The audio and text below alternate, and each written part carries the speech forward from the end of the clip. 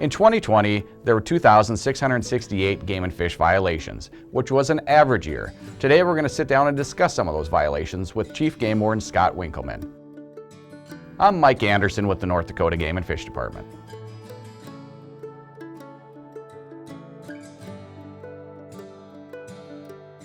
Scott, last fall, the Enforcement Division got a new records management system. Explain what that is. So yeah, in 2020 we did get a new records management system. We've always had a records management system where we write our reports in, keep track of statistics, citation information. But that system that we used was getting a little outdated, and we did develop a new system that we started using this year. Scott, that system went active September 1st. Give me an example of how many encounters they had from September 1st until December 31st, and how many citations were written. So yeah, from September 1st to December 31st, our game wardens made contact in the field with whether it be a sportsman, hunter, fisherman, trapper, or a landowner, just answering questions, helping them out somehow, with nearly 12,000 people, 11,937 to be exact.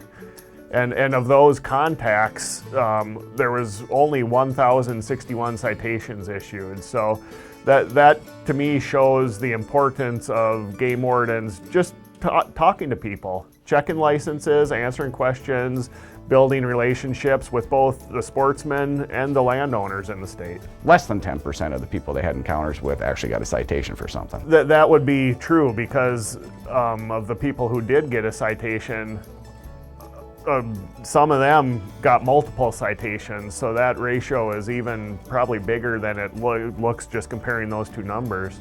Okay, let's move into violations. Sure. What was the number one game and fish violation in 2020? The number one game and fish violation in 2020 was failure to carry a license. What is the law with carrying a license? So the law is for a hunter or fisherman that you are required to carry your license with you and show it to a game warden upon request.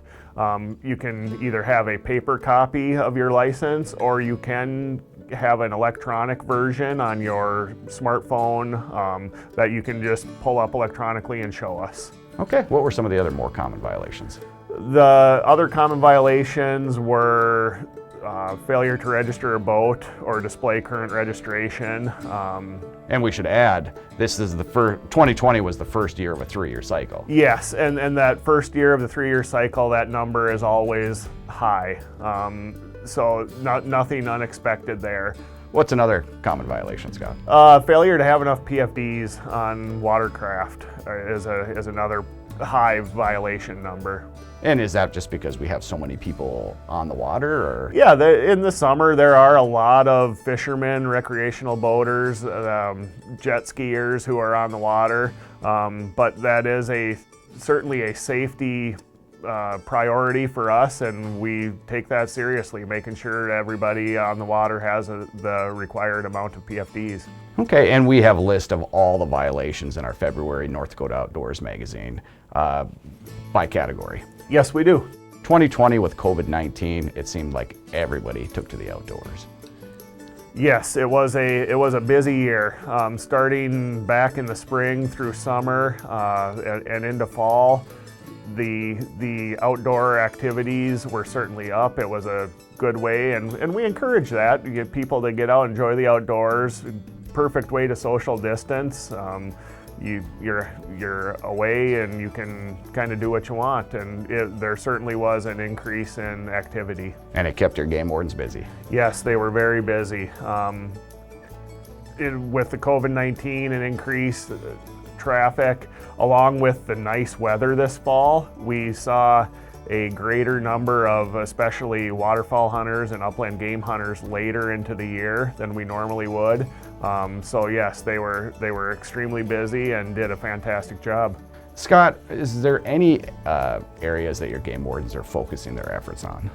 Yeah, Mike, as always, we are focusing on the aquatic nuisance species violations, trying to protect our state's waters and the fisheries that are involved with them, water intakes, that sort of thing. And then the wildlife disease issues, CWD regulations, trying to limit that as best as we can, any potential spread for CWD in the state. Scott, there's always big investigations your game wardens deal with. Anything in 2020? Certainly, and every year we have some big investigations, and yes, we've got multiple large investigations going on regarding deer and waterfowl. And if you witness a violation, what should you do?